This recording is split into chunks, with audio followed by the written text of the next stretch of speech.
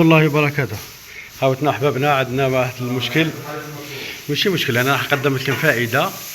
هو مشكل صاري بين المصوات، كاين يعجبو الحال كاين ما يعجبوش الحال. عندنا بوطو، هذا البوطو هذا كيفاش نديروا له؟ يعني جانا ندير فيه الفايونس تاعو، هذا هو فيه 30 والبوطو فيه 35. كيفاش يدير؟ هاي الحبه تاع 30. كي نديروا حبه لهنا نبداو بها، شحال تجيني لهنا؟ تبقى لي 5. اسكو نديروا حبه ونديروا مورسو صغير وكاع ندوروا عليها، ولا نديروا هذه العفسه اللي اقترحتها انايا؟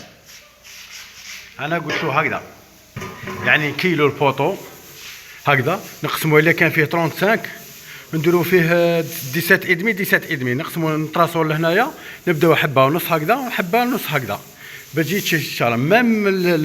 ميم في لاريزير لو كان درنا حبه نديروا مورسو هكذا تجي لهنا نقطعوه يجي شامته. بصح شوف كيفاش درتوها، جات ورده منا ورده منا. هذا الاقتراح تاعي ودرتها كاع هكذا.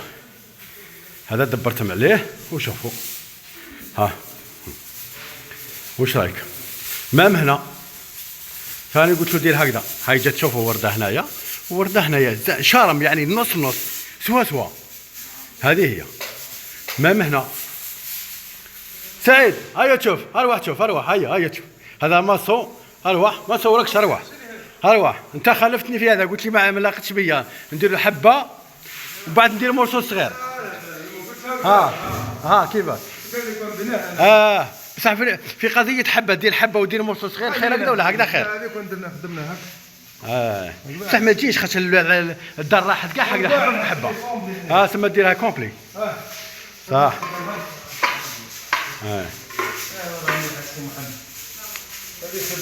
لا هذا هو، هذا الصابلي هذا يجي هكذا، هذا الديكور تاعو هكذا.